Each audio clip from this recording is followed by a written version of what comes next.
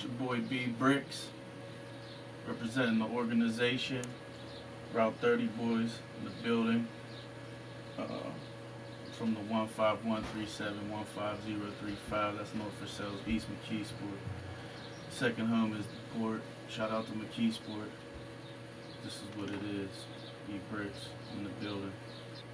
A lot of people think like I might have just came out of nowhere, but I've been grinding with the music for a long time, all the way back to probably maybe 2001, 2002. Lifetime Records, we put out a project called PAs for Hustlers. I think that might have came out in '03. And then everybody in that situation kind of parted ways and kind of teamed up with a new team, and we was called New Money Music, which was PK Pooh, Sarge, J Spools, and myself. And we put out a project. It was called Pittsburgh's Finest, Volume 1. I think it was '06.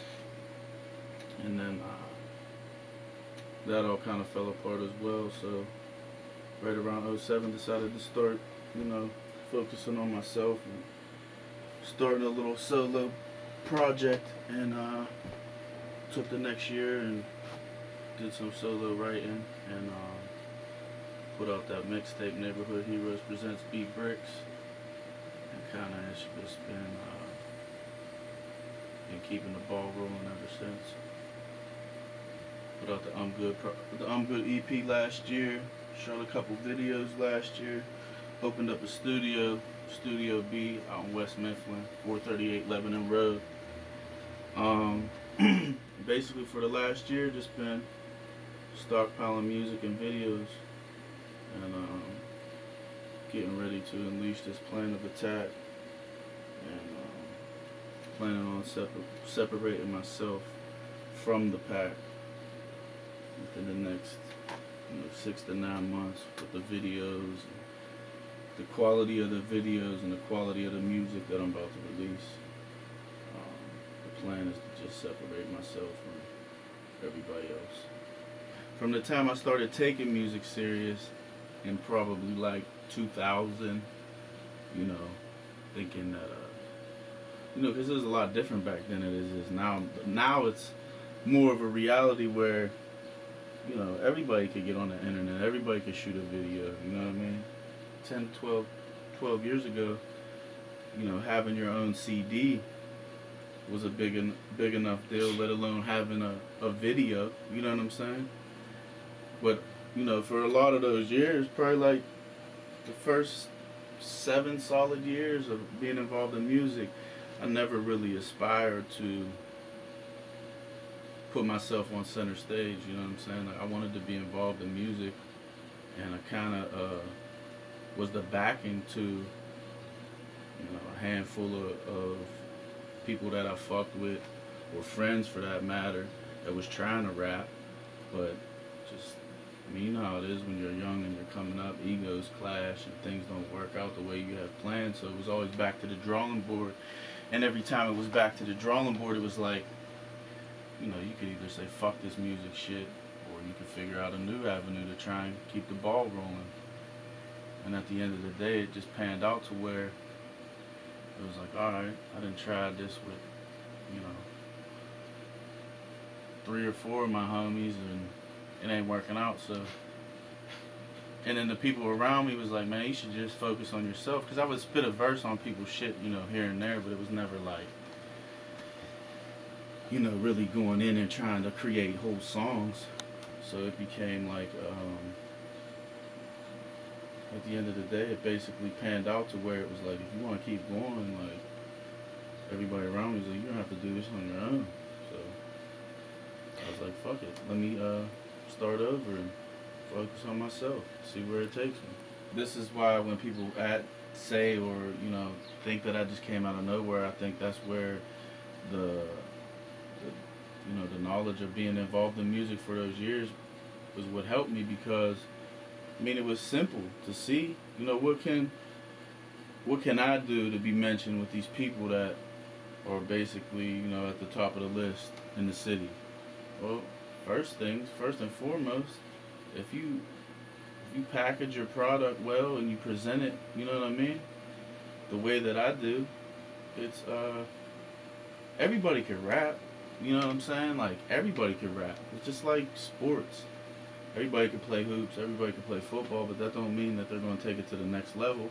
A lot of it has to do with luck, but a lot of it has to do with hard work.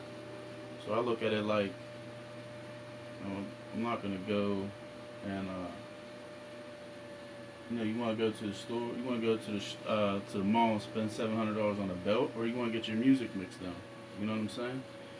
And if that's all the money that you have, if what you want to do is rap, then why ain't you presenting your project to the, you know, the fullest potential, which goes into quality over quantity. I mean, you could put out mixtapes and videos all day, but who really gives a fuck?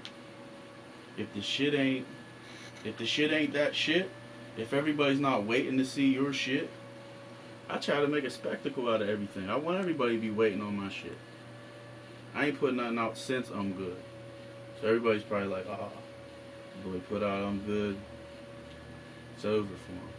You know what I'm saying? So I've been doing a lot of shit in the meantime with opening up the studio. You know, everybody's like, oh, why you fuck with Dan, man? So-and-so shooting videos for $100. That says it all right there. What you gonna get out of $100 video? You might as well save your money and go shoot a video with Dan Myers. You know what I'm saying? Like, do you want people to really acknowledge you as you're doing something, or do you just want to rap because you want to go out to your local bars, or you want to go to the clubs downtown and people know who you are? You know what I'm saying? If you want that, all you gotta do is have a couple dollars, go pop a couple bottles, everybody will know who you are. But if you really want to rap, then I just don't understand why more people ain't putting the extra money into their music, into their projects. It don't make no sense. You're just in the way. You want to get solid production from, you know, top-notch producers in the city. You know what I'm saying? Go try to buy a beat off of E-Dan or Juliana or one of them. You know what I mean? And you're just starting out, and you gotta pay to record it, and you gotta pay to get it mixed down, and you gotta pay to get it mastered. By that time, you're looking at $1,000 for your one song, damn near. Then, if you want to shoot a video to it, you want a quality video from someone that can shoot videos. Who the top videographers? You got Jordan and Jeff at Antux. I don't know exactly what they pay, but I would assume it's between 1,000 or 2. And then you got Dan. You know what I'm saying? And I'm sure there's definitely a lot of other ones, but I'm just saying from the people I know and what they charge, that's a couple grand. Then you want to get your video out there, you might as well be looking at another 500 or so just to get it out there. So do the math on all that. That's for one song and one video.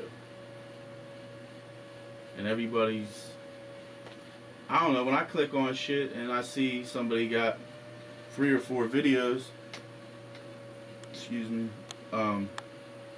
that's cool that you got 3 or 4 videos, but are you just sitting there rolling up weed? Or are you just standing around 15 of your friends the whole entire video? You're we're all nobodies. Everybody trying to do this is nobody. Don't nobody want to stare at my face for 3 or 4 minutes of me just rapping. I'm not, you know what I'm saying? It ain't like, you know, Hove. If you're Hove, you could do that. You know what I mean? The top people in the game for real. But as far as what makes people think that everybody just wants to watch them stand there and rap, like, you just gotta put, I mean, before I even shoot a video, we meet to talk about what song are we doing, what's the concept behind the video, how many locations are we shooting, what all do we need for the video, how are we making this storyline make sense.